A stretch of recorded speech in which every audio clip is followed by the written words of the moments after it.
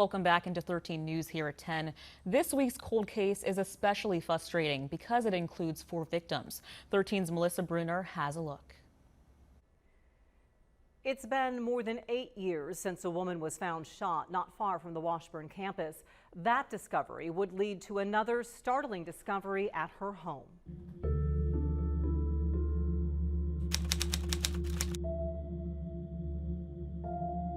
December 1st, 2013, 2 boys out skateboarding a few blocks from the Washburn campus made a horrific discovery. 2 boys found a female behind the strip mall in the 1300 block of Southwest 21st. The woman was Carla Avery. She was shot in the head, left behind the building, her car parked in the car wash.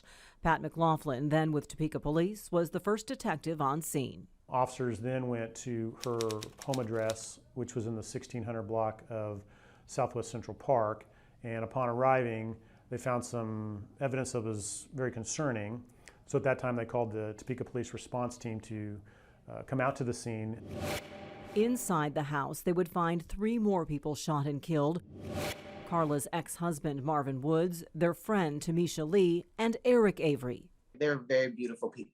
They didn't deserve what happened to them. Carla's brother and the father of Carmen Nard's son. I would describe Carla as a very loud, funny person. She had a big personality. She loved the kids. 4 victims. More than 8 years later, few answers. Somebody has to know something. Somebody knows something. The investigation led into people they knew, people they associated with, probably over in the hundreds, over 100 for sure, of different people that officers and detectives have talked to over the years. We do believe that the people involved are from this community and that there are still people here that have direct knowledge of what happened, and some of which we've probably already talked to, and we just need them to be more forthcoming and give us the information that we need. Was this random? No, we don't believe so. Carmen said the families are grateful the case is included in the Kansas Cold Case deck, the Ace of Diamonds. The playing cards will be distributed in Kansas prisons and jails in hopes someone sees the case, knows something, and says something.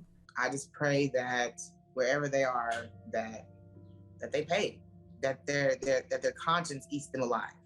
If anyone knows about it, I pray that their conscience eats them alive, to the point that they have to open their mouth and say something. We do have evidence in the case, but we need a witness that is willing to do the right thing on just a horrible tragedy. A tragedy that left a little boy who's now a young man without a father and an aunt.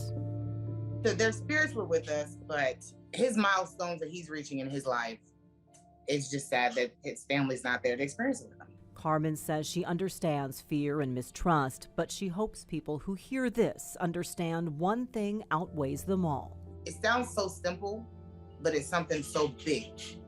Closure is something that the families need. Imagine if it was your family member. You wouldn't want to go all these years. It's about to be 10 years. You don't want to go all these years with unanswered questions. You raising kids that don't have any closure. My son's about to go off to college. Just like he needs that, at least have the closure in his heart to know he's at rest. They're at rest. Carmen's son earned his high school citizenship award, and he's headed to college on a football scholarship this fall. If you know anything about who killed his father and the others, or any unsolved case, call the Kansas Bureau of Investigation at 1-800-KS-CRIME. Melissa Bruner, 13 News. Thank you for that, Melissa. You can see all of our cold case features under signature stories on our website at WIBW.com.